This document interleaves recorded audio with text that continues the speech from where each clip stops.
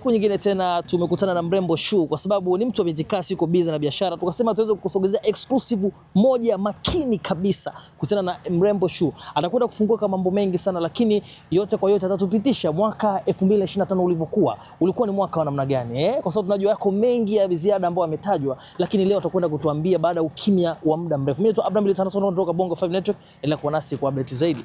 Hongera sana Shuu. Naona mambo si kitoto, mambo yanazidi kuwa mapana zaidi. Mwaka huu ni wa kwako. Ndio, karibu. Kuna siri gani inaendelea kubwa Shuu? Hakuna siri yote jamani. Mimi simfanya biashara tu, mpambanaji na pambana. Hivi hapo mwanzo ulishawahi kuwaza kwamba unaweza kufikia level hii kubwa ya kuwa mtu mashuhuri kwenye masuala haya ya urembo na vitu vingine vinavyoendelea? Ni kwanza kwa sababu ilikuwa mimi naishi kwenye ndoto zangu. Kwa hiyo ni moja na naishi kwenye ndoto zangu. Kwa hiyo ni moja ya ndoto zangu. Shuu, watu wengi wangetamani kufahamu au kujua, kwa sababu sasa hivi umeteka soko. Tukiongelea kwamba mastaa wengi, yani 80% unawavalisha. Hii wewe uliwezaje kupenya, kwa sababu mtu anayekujua anajua ulipoanzia wapi? Kwa kweli kwenye swala zima la kuvalisha mastaa haikuwa ngumu, kwa sababu Diamond, unakumbuka mimi nilipotoka, unakumbuka nilianza kwenye makeup. Huko ndio ilikuwa ngumu kuwapata mastaa. Kwa hiyo mimi mastaa nishawapataga tayari kwenye makeup. Kwa hiyo kwenye nguo ilikuwa ni kitu tu rahisi, kwa sababu ni watu ambao tayari tunajuana nao. Mambo mengi yametokea sasa hivi kwenye mitandao ya kijamii. Kila mtu anataka kujua Shuu imekuaje. Lakini pia wanaona jinsi gani unavyozidi kuendelea kung'aa, japokuwa umepata matatizo, wewe na mumeo hamko sawa, lakini ni mwanamke ambaye anaendelea kupambana kula bata kama kawaida. Hii imekaa vipi?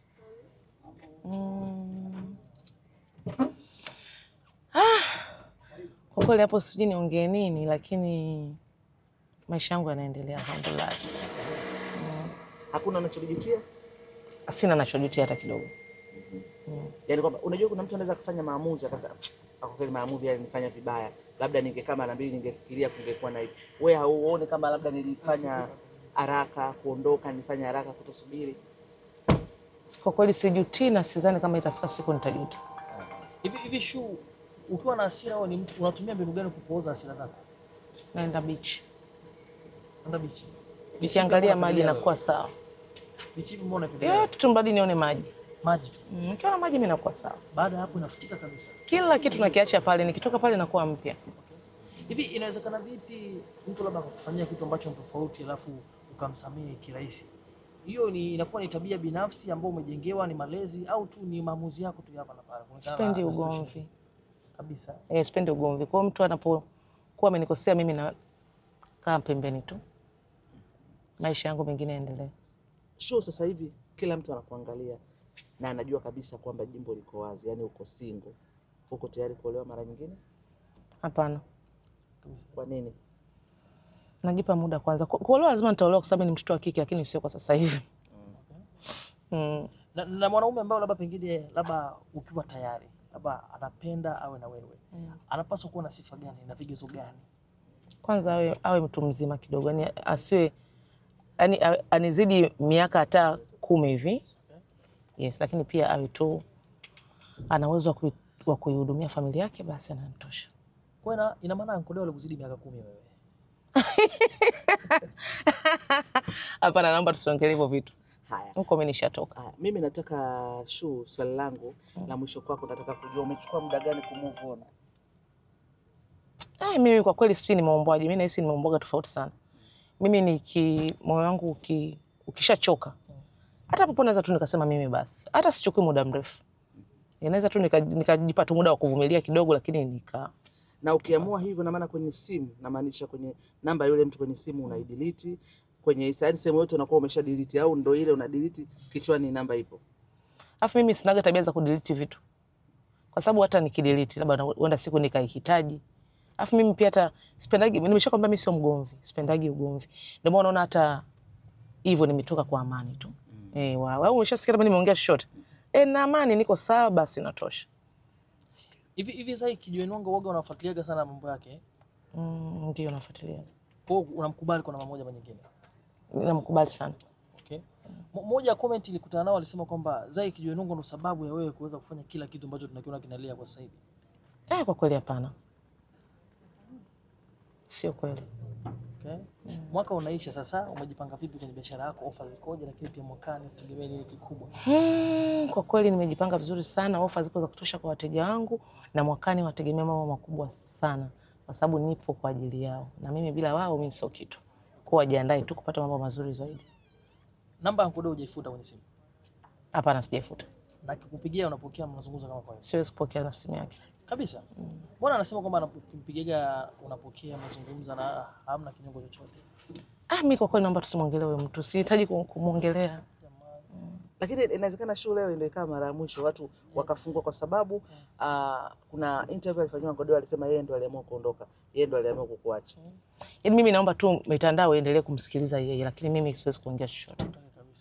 Sitaki kabisa kuzungumza. Mimi nishatoka huko, kwa hiyo sitaki kurudi huko. Lakini mwisho unaonekana unapendeza, umbo zuri, kila kitu kimekaa mahali pake. Nini siri yako?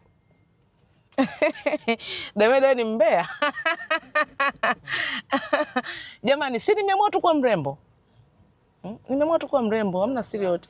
Mimi ni mfanyabiashara, najituma, napambana. Kwa mwenyewe naweza kujispoil. Kama vile nimetoka Dubai, nimetoka kuenjoy, mwenyewe najispoil. Okay, labda mtu angejiuliza kwamba unaweza vipi kuwa na mwenye huruma kwa kiasi hicho?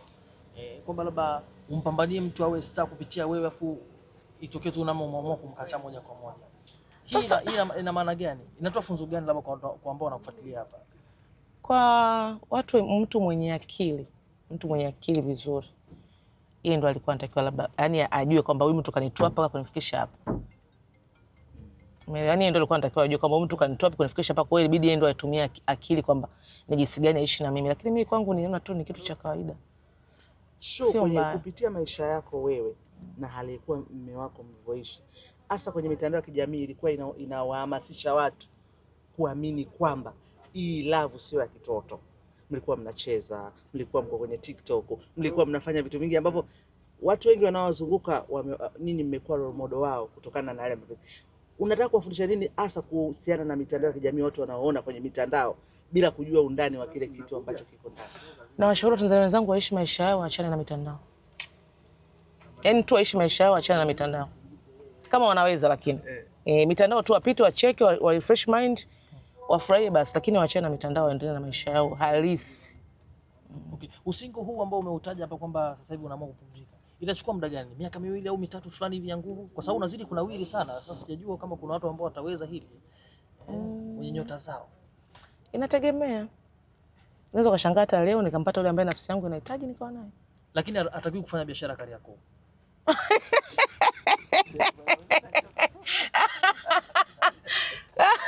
Ila wewe kwa nini atakiwa kufanya biashara Kariakoo? Hapana, vyote jamani, mimi tu binadamu wenzangu. Ila sio kufanya biashara ndani ya Kariakoo. So Kariakoo inatajwa kwamba ndio sababu ya yote haya. Mishanga zilitajwa sana kule kwamba anaacha kumsikiliza Shuu, anakimbilia kuparamia watu ambao wanahusika na mambo ya hapa na pale. Kwa kweli yote tutakayokuja mimi niko tayari. Sitaki kujua anatokea wapi. Ila nafsi yangu kwamba miaka 10 au amekupita wewe. Kabisa. Jamani. Bali mimi nashukuru sana Shuu kwa hili. Asante sana.